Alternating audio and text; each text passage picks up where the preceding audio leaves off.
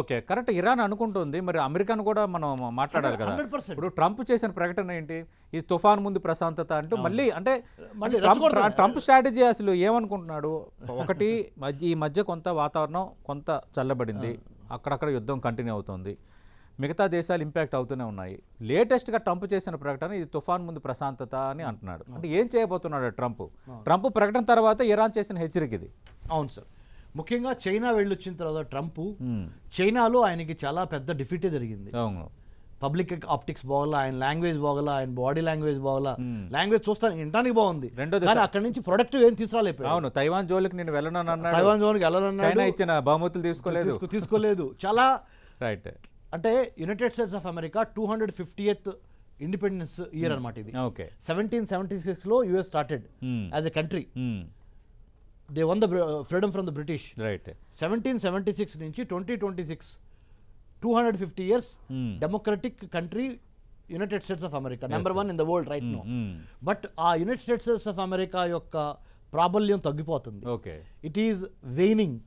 Is United States a waning power or a rising power అని అన్నప్పుడు Donald ట్రంప్కి కరెక్ట్గా Xi Jinping ఒకటి ఇచ్చాడు. ఇలా కూర్చొని Thucydides trap, we should not get into Thucydides trap అన్నాడు. వాట్ డస్ ఇట్ మీన్ అంటే దాని అర్థం ఏంటి?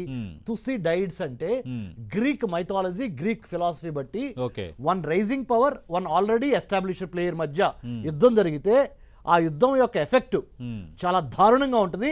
ఆ స్టేజ్కి ఆ ట్రాప్ లో మనం పడకూడదు అని Chinese president Xi Jinping direct గా అమెరికన్ ప్రెసిడెంట్ కి చెప్పేశాడు. స్ట్రైట్ గా ఏమని చెప్పాడంటే, చెప్పకనే డిప్లొమసీలో ఏంటంటే చెప్పరు, నేను నీతో యుద్ధం చేస్తానని చెప్పరు. అవునవును. యుద్ధం ఎందుకు చేయాల్సి వచ్చిందో, అలాంటి పరిస్థితులు కంట్రోల్ చేయకపోతే చేయాల్సి వస్తుందని ఇండైరెక్ట్ గా చెప్తారు. అవును. ఆ తుసిడైడ్స్ ట్రాప్ అనే దాన్ని ఎందుకు కోట్ చేశాడంటే, నువ్వు గనక తైవాన్ ని గెలికి మాకు వ్యతిరేకంగా తైవాన్ టచ్ చేస్తే సంగతి చూస్తాం ఓపెన్ గా. సో మనం పార్ట్నర్స్ కాదు, మనం రైవల్స్ అవుతాం. రైట్. అది కనుక నువ్వు టచ్ అయిపోతే మనం 100% ఇద్దరం బిజినెస్ చేసుకుందాం. అవును. నువ్వు నెంబర్ 1 కంట్రీ, నెంబర్ 2 కంట్రీ అని Chinese president Xi Jinping Donald Trump language brother. అవును. అదే 15,000 కిలోమీటర్లు కూర్చున్నాడు. Can you see Donald Trump ఇట్లా కూర్చున్నాడు. Donald Trump sits like this, shake hands like this, walks like this. అలాంటిది. రైట్. సో చైనాలో Donald Trump పరాభవం జరిగింది.